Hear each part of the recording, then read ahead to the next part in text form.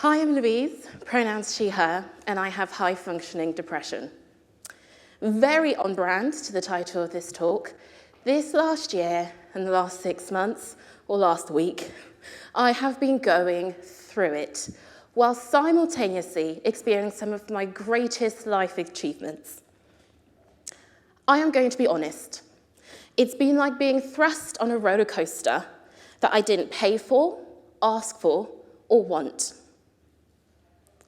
It felt like being on the top of the ride, seeing the incredible view for a brief moment before seeing the drop and screaming, "Get me off this goddamn ride," and no one is hearing me.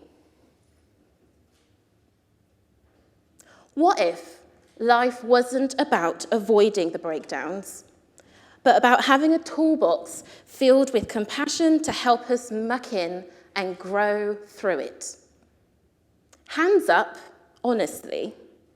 If you have done some aggressive self-care, I am talking bubble baths, yoga, box set of Netflix, Deliveroo, and click, click, your order will be with you in 30 minutes. Most likely, in the last 2 years, this has been a little bit of all of us. Oxford Dictionary describes a breakdown as a total disruption to production, a chemical or physical decomposition, and a failure of a system. What do these have in common? What strikes me is that they all focus on deficit and paint a picture of physical erosion. These words have an impact and influence how we feel about ourselves, our friends, our loved ones, and even complete strangers. Society has been trivializing and making jokes about having breakdowns, which causes deep harm to our communities.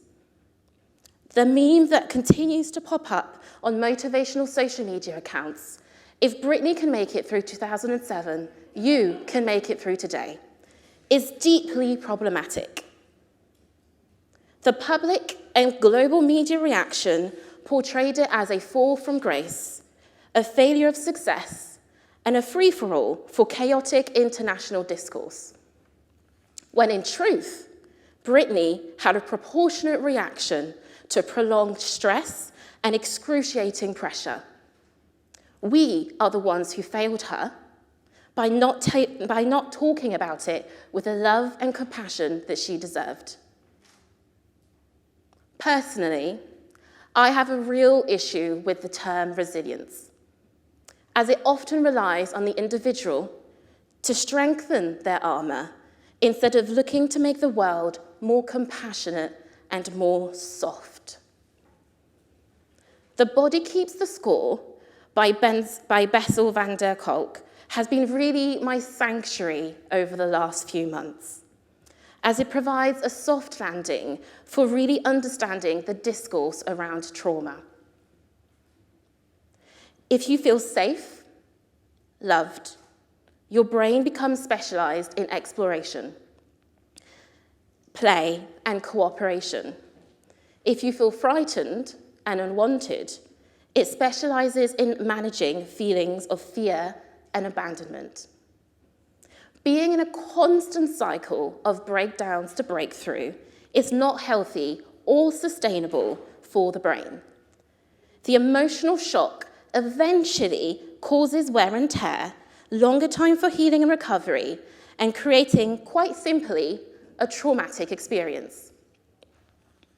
He continues to share that our brain is built to ensure our survival, even under the most miserable conditions. But how much is too much? People have often asked me, "Louise, how do you do it all?" Well, the truth is, I don't. Since the beginning of the year, I have actually been struggling mentally. Behind every "I am proud to announce" post lies in the backdrop a small amount of chaos reserved for close friends, WhatsApp voice notes, therapy sessions, and quiet moments to myself. I have learned to use humour to mask many, many, many breakdowns, and to the mild frustration of my therapist, have shared traumatic anecdotes whilst beaming a glorious smile. I have become overly familiar with the revolving door of sadness, and have lately been focused on making it through one day at a time. I spent the week of my birthday in floods of tears, yet scraped them away for a few hours to celebrate with my chosen family. I did not want the depression to take over me and rob me from every single speck of joy. Amongst the breakdowns, I want to make sure that I am still living and showing up for myself, especially for when it gets hard. Those are the moments that matter. Those are the moments that you remember. The building blocks, the one step at a time. The you've got this moments. The cry it out moments. The repeating to yourself that you're safe before walking out the door moments.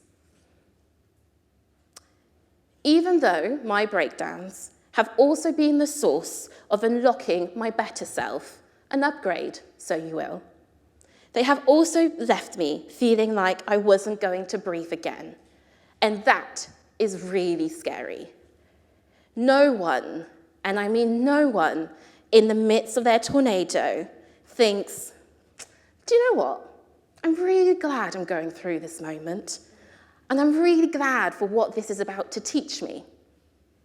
When we are in it, in the depths of it, in the thick of it, all we see, smell, and taste is chaos. We need to flip how we see breakdowns, as they are actually a rite of passage for a lot of transitions in our lives. Fighting them, rushing the process, or trying to fill ourselves with all the self-care quick wins, sometimes messes up the necessary steps that we need to grow through them. My therapist has been nurturing me to feel my emotions. I have rolled my eyes several times when she says this to me. To name my emotions and to be in the present moment.